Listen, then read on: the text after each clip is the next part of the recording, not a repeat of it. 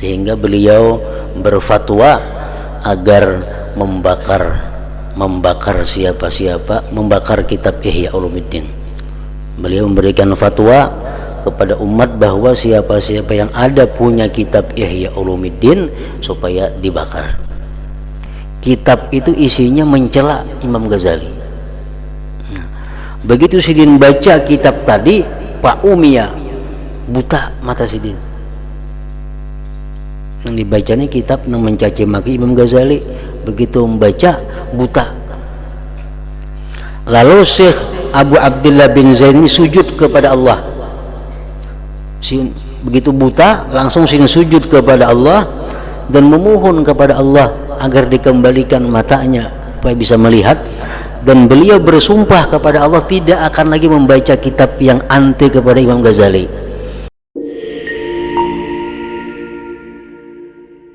Imam Al-Ghazali rahimahullahu ta'ala adalah di antara tokoh pemikir Islam yang ulung dan telah mendapat gelaran di kalangan kaum muslimin sebagai Hujjatul Islam.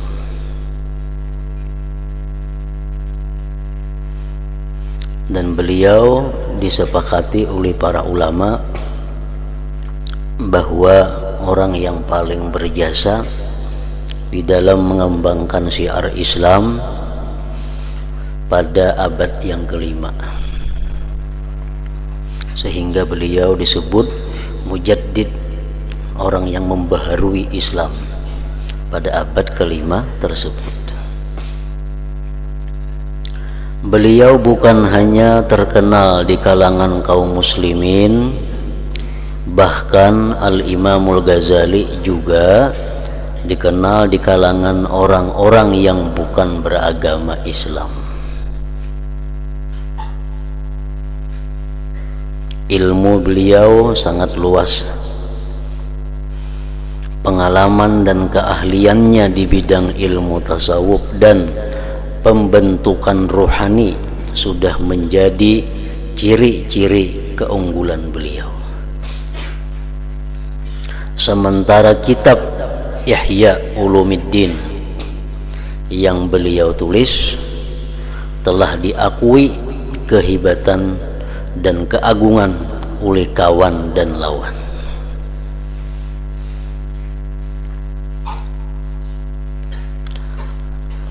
Nama beliau yang sebenarnya ialah Muhammad bin Muhammad Abu Hamid Al-Ghazali At-Tusi. Jadi Imam Ghazali ngaran Sidin Muhammad, Abah Sidin Muhammad juga, Kai Sidin Muhammad juga. Sidin ada punya anak ngarannya Hamid, lalu Sidin dikiau orang, dipanggil orang Abu Hamid, abahnya Hamid.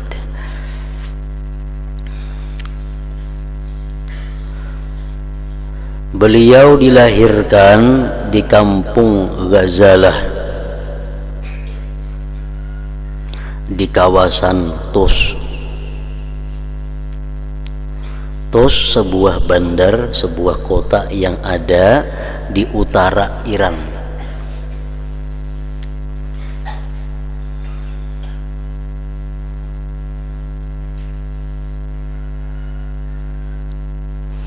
Beliau dilahirkan dari keluarga yang miskin tetapi sangat kuat beragama. Oleh karena orang tuanya meninggal dunia ketika Imamul Ghazali masih kecil, maka terpaksa beliau menghadapi bermacam-macam kesusahan dan cobaan. Namun kesusahan dan getir pahit yang beliau alami di dalam usaha mencari ilmu di waktu kecil ini sangat banyak memberikan pengalaman kepada kehidupan beliau di masa tua.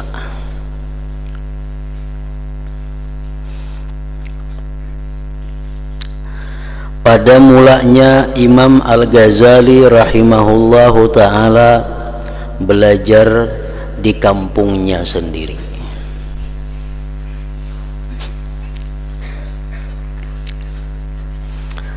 Maka pada tahun 488 Hijriah beliau pergi meninggalkan Baghdad dan meninggalkan segala kekayaan, pangkat dan penghormatan. Untuk seterusnya beliau melazimi diri mempelajari ilmu tasawuf dan penyucian jiwa. Jadi Imam Ghazali ini sebelum beliau dikenal sebagai seorang ahli tasawuf, beliau dulunya dikenal sebagai orang yang ahli di dalam bidang ilmu fikih, sehingga banyak beliau mengarang kitab-kitab fikih. Dan beliau juga dikenal dulunya sebagai ulama yang ahli di dalam bidang ilmu tauhid, dan beliau juga ahli di dalam bidang ilmu falsafah, dan bermacam-macam ilmu dikuasai oleh Imam Ghazali, sehingga beliau menjadi seorang ulama yang besar, ulama yang sangat dihormati dan berpengaruh. Nah, kemudian beliau ingin untuk membersihkan diri, ingin untuk mensucikan jiwa beliau, sehingga beliau mendalami ilmu tasawuf. Dengan itu otomatis pangkat dan penghormatan ditinggalkan.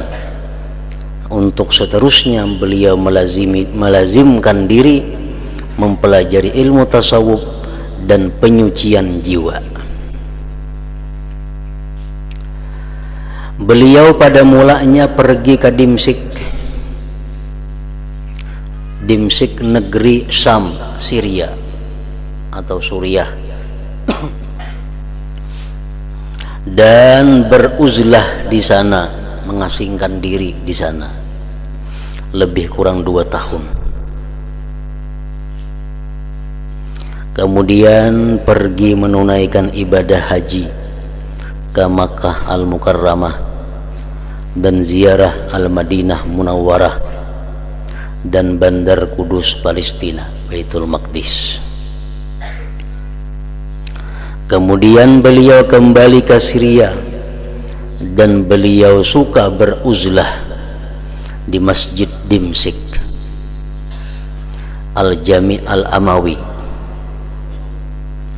dan di sanalah beliau mulai mengarang kitab,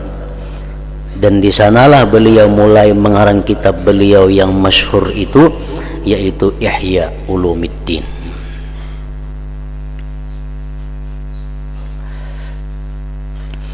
Di dalam kitab manakib sejarah hidup daripada Al-Imam Al-Ghazali, bahwa beliau ini merupakan salah seorang yang ahli dalam berbagai bidang ilmu, dan tidak diragukan kehebatan ilmu beliau.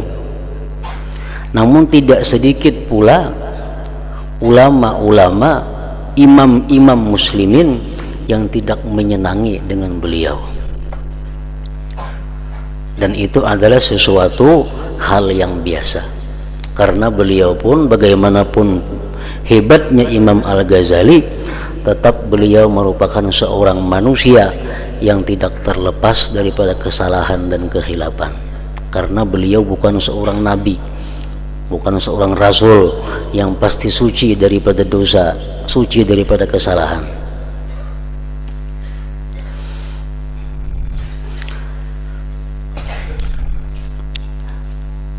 Banyak di antara mereka imam-imam muslimin, Syekhul Islam, guru-guru besar yang tidak menyenangi dengan Imam Ghazali, dengan karangan-karangan beliau.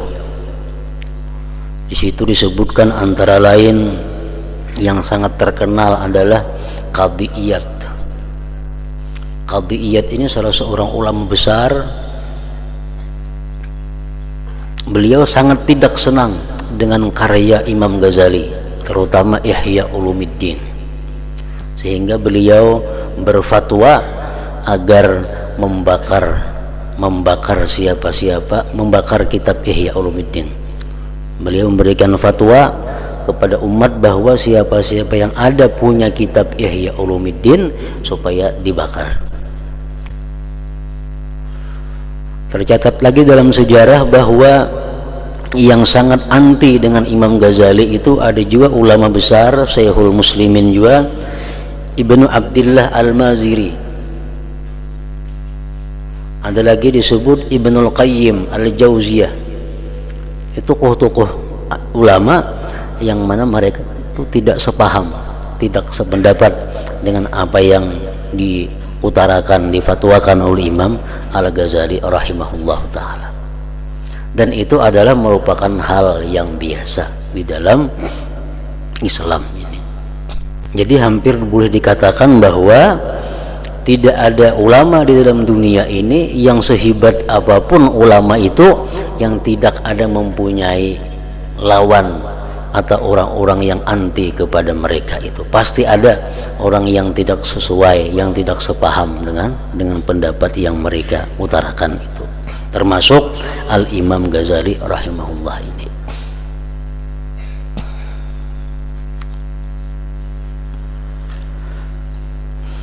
Namun banyak pula, tidak sedikit, bahkan boleh dikatakan mayoritas, kebanyakan para ulama-ulama itu sepaham, sepakat dan mengakui apa yang dikatakan, apa yang ditulis, apa yang difatwakan oleh Imam Ghazali. Jadi ada nang anti, ada nang pro, ada nang katuju, ada nang kada katuju. Itulah sudah dunia. Orang katuju itu pasti ada, nang kada katuju pun ada. Di antara ulama-ulama aulia-aulia yang sangat senang, yang sangat sepaham dengan Imam Ghazali, di antaranya adalah Syekh Abdul Hasan Asy-Syadzili. Nah, beliau ini sangat mengagungkan Imam Ghazali, sangat memuji Imam Ghazali. Bahkan Syedin sampai menganggap bahwa Imam Ghazali itu merupakan salah seorang di antara manusia yang patut untuk dijadikan tawasul, untuk dijadikan perantara kita kepada Allah Subhanahu wa ta'ala.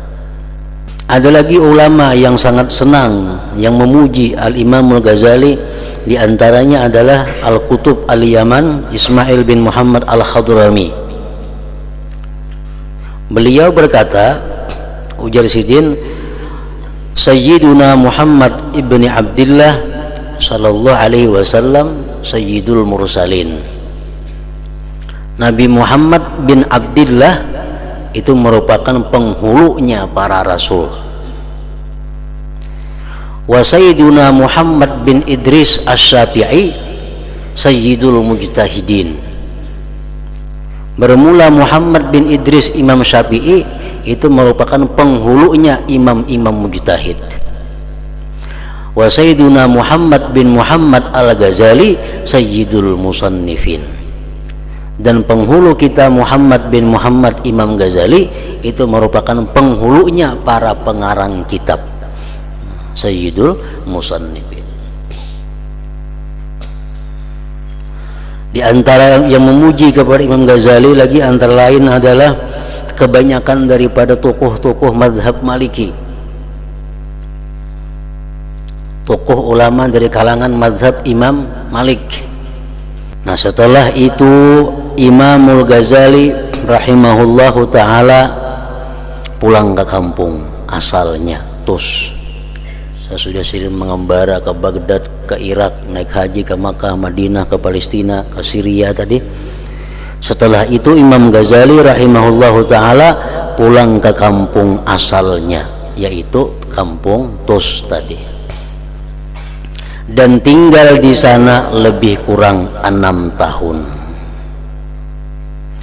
Kemudian pada tahun 499 Hijriah beliau diminta oleh Fakhrul Malik, anak Nizamul Malik, supaya beliau dapat mengajar di madrasah Nizamiyah yang ada di Naisabur. Naisabur itu wilayah nang luas, termasuk Iran juga, masih dalam wilayah Iran. Oleh karena Imam Ghazali rahimahullahu ta'ala memandang bahwa beliau bukan hanya diciptakan untuk membimbing dirinya sendiri, tetapi juga untuk membimbing orang ramai, maka beliau bersedia memenuhi panggilan Fakhrul Malik untuk mengajar di Madrasah Nizamiyah Naisabur. Berangkat pulang Sidin ke Naisabur dan ikut bergabung untuk mengajar ilmu di Madrasah Nizamiyah Naisabur. Dan pada tahun 500 Hijriah telah terjadi pembunuhan terhadap Fakhrul Malik dan terjadi kekacauan di dalam negeri. Maka Imamul Ghazali rahimahullahu ta'ala memilih untuk pulang ke kampung asalnya di Tus. Lalu beliau mengasaskan, membangun sebuah madrasah dan zawiyah pondok berhampiran dengan rumah kediamannya. Lalu beliau mengasaskan sebuah madrasah dan zawiyah pondok berhampiran dengan rumah kediamannya. Maka sejak saat itu beliau Al-Imamul Ghazali hanya mengajar di situ dan menghabiskan umurnya dengan mengajar, mengarang dan mendidik murid-murid yang datang mengaji di madrasahnya, sehingga beliau dipanggil ke hadirat Allah Ta'ala pada tahun 505 Hijriah dan jenazahnya dikuburkan di Tabaran, Tus.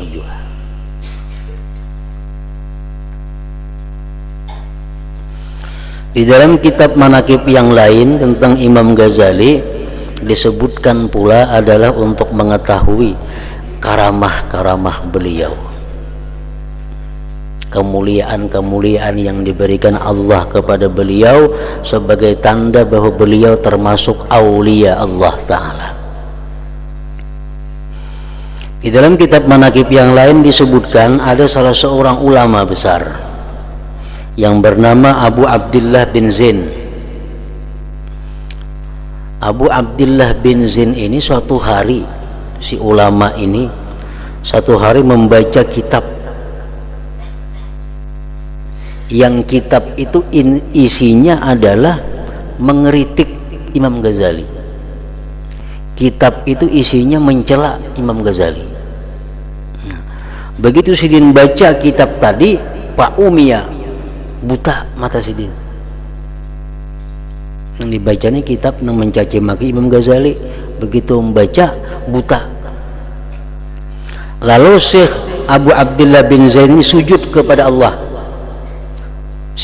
Begitu buta langsung sujud kepada Allah dan memohon kepada Allah agar dikembalikan matanya supaya bisa melihat, dan beliau bersumpah kepada Allah tidak akan lagi membaca kitab yang anti kepada Imam Ghazali. Akhirnya faradallahu alaihi basarahu, Allah kembalikan kepadanya penglihatannya tadi.